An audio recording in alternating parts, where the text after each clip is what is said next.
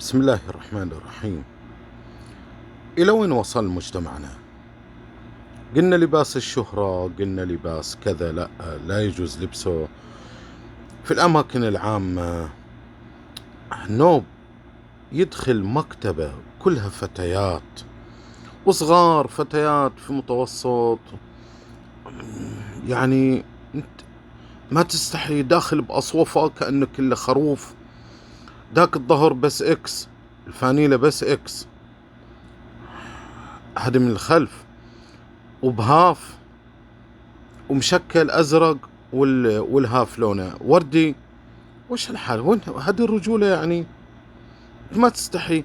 الشرع على صاحب المكتبة اللي يدخلك، اللي ما يقدر يقول لك كلمة. لا، هذا لو أنا أطرده أقول له عيب ما أدخلك. ترضى أدخل على خواتك بهذه الطريقة، بهذا الشكل؟